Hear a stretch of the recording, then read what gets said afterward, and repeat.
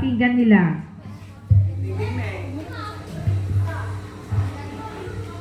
Ang araw at ang hangin. Sino kaya ang malakas? Ang araw o ang hangin?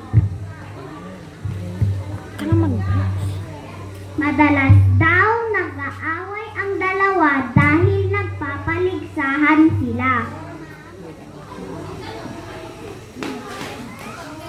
Isang araw sinabi ng hangin, "O, gusto mo ba talaga patunayan ko na mas malakas ako kaysa iyo?" Ngumiti ang araw. "Sige, para hindi ka laging nagyayabang. Tingnan natin." Hayun, may lalaking dumarating. Kung sino sa ating dalawa makakapagpalis ng suot niyang polo, siya ang kikilalaning mas malakas. "Payag ako, ngayon din magkakasubukan tayo." Malakas na sagot ng hangin. "Ako ang uuna." Dugtong pa niya dahil ayaw niyang maging pangalawa sa anumang labanan.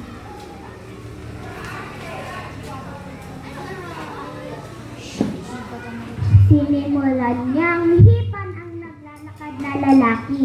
Sa umpisa ay tila nagustuhan ng tao ang ihip ng hangin, kaya naging masigla at bumilis ang lakad nito.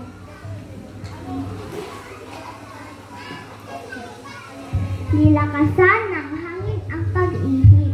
Isinara ng tao ang lahat ng butones hanggang sa may leeg ng kanyang suot na damit.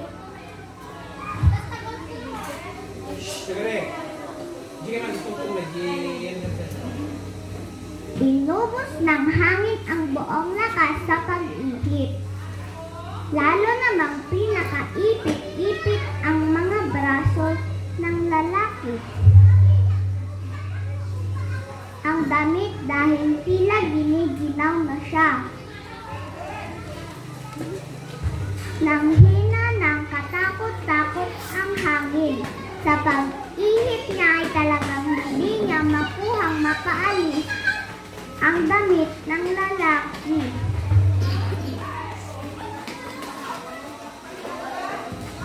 Sige, Sigaw niya sa araw. tingnan naman natin ang galing mo, marahil hindi mo rin naman mapapahubad ang taong iyon.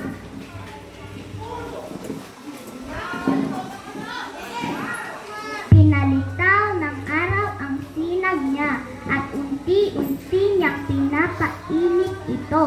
Tumulo ang pawis ng lalaki. Maya-maya lang uminit pang lalo ang araw. Hindi na nakatiis ang tao at tinanggal ng lahat ng botones ng damit at hinubad ito. Panalo ang araw! Mula noon, hindi na muli nagyabang ang hangin. Ano ang aral sa kwento? Tandaan, iwasan ang pagiging mayabang. Kadalasan ay wala itong mabuting naidudulot kanino man. Tandaan, mas mainam sa tao ang may kabambaang loob at hindi nagmamalaki. Higit siyang kapuri-puri kaysa taong maraming sinasabi, ngunit kulang sa gawa at wala namang silbi. Tandaan, maging matalino sa bawat desisyong gagawin. Pag-isipan muna ng mabuti upang hindi magsisi sa huli. Okay, thank you, Chaiko.